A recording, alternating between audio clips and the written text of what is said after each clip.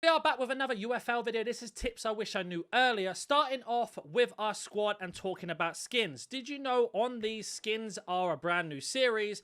And as you can see here, we have got ourselves with the scoring series on the left-hand side. We've got 3 players with the skins. Now, if we go ahead and bring that in, we have got 4 players that have been ticked off, and we don't have any more skins available just yet. But you're probably wondering yourself, what does all this mean? Well, if you actually back out the menu, go down to skins, go to library, you can see here that every skin above my camera here has a different tier system. So for example, if we had tier 3 selected, all of the players with the skins on actually get a 1.5 stars on interceptions, as well as stamina and shot power. So that being said, we are looking for example, these skins here.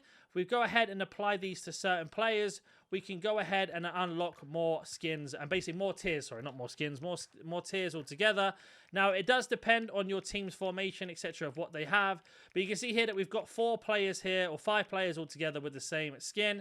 If we had a CDM, we could go ahead and put 1 more skin on those players. But if we actually go back to our club, go to squad, press right trigger or R2 on your controller, you can see that we've now got level 2 done. So we've got 3 players, another 2. We have another 3 players with the same skin to unlock tier 3. So at this minute in time, if we go back to skins again, my team, as you can see here, will have themselves with this skin here. Composure is 1 star and penalties is 0.5 star. If I want to unlock the next tier, I need to go ahead and put 3 more players with the same skin. And every single skin and rarity has different abilities and different series. You can see here above my camera again, passing series, elegant series, confetti series, collision series. They've all got different names, so you just got to match them all up to that's how it works.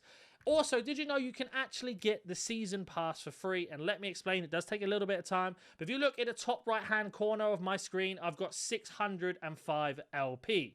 To get LP, you've got a daily challenge with this score, play, score, repeat. You can see here now, we get ourselves with 3 goals, we get ourselves as a reward 50 SP and 5 LP. Now, on top of this, this renews every single day. We have a weekly reward that gives us 35 LP. You can see here, play several consecutive matches without receiving a card. That gives us 35. So that means in 1 day, we get 5 times that by 7. You can do the maths. Plus the 35 on top. We're nearly getting, not quite, but nearly getting 100 LP a week. Now, you're probably thinking to yourself, well, 100 LP, if I don't have any altogether, to get the season pass as we go on it here, it's going to be 1,000 minimum. That's 10 weeks. Yes, that is true. You can also get other XP on top of it, sorry, objectives on top of it.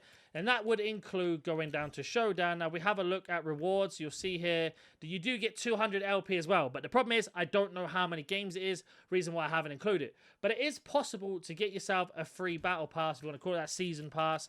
On top of that as well, there is actually free rewards in the season pass. As you can see here, the first 3 on every single page cost SP, but they are for free to get. They don't have the padlock that requires the pass. These are all available to be able to get as soon as you have enough SP. So if you want to get some extra rewards, like a new ball, a new skin pack, some more reputation points, you can actually get that in the season pass. As you progress higher, the more SP it costs. But you can see here we get skin pack, a standard skin pack, and we get more and more as we progress higher up. So if you haven't done that yet, and obviously some rewards do get revealed later on, that is a really nice way to get that sorted. And then at the end, you do get a player.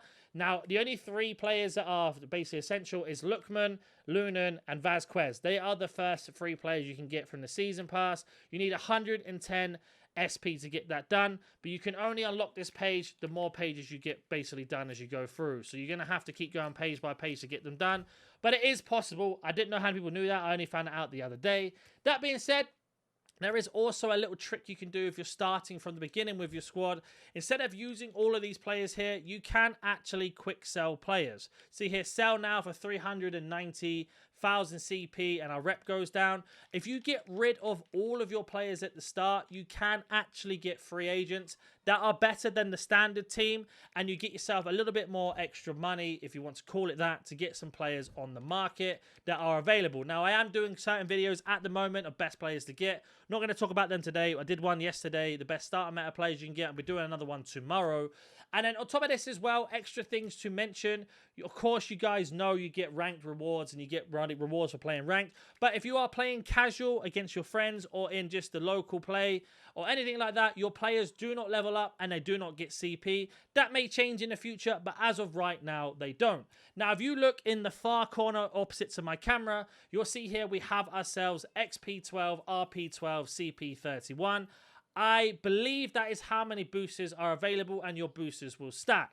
If you're wondering what am I talking about with boosters, if you go to, for example, in your divisions, you'll see here you get certain rewards. Okay, I'm going a bit through a bad phase right now, but you get certain rewards for progressing. If you complete objectives in terms of challenges, you get CP booster, XP booster, XP booster, CP booster. They all stack. So basically, somebody asked me the other day, how do you activate them? They automatically activate and they stack on top. So say, we got 2 XP boosters. Where it says XP12 on the far left of the screen you're watching, that would then be XP14 depending on how much I've used. So if you're wondering how that works, that's exactly why. And you can see here we get ×5.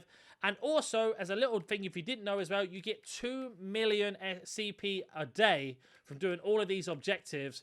And on weekly, you get another 2.5. So that means a day, you can get 2 million. Times that by 17, that's 14 million.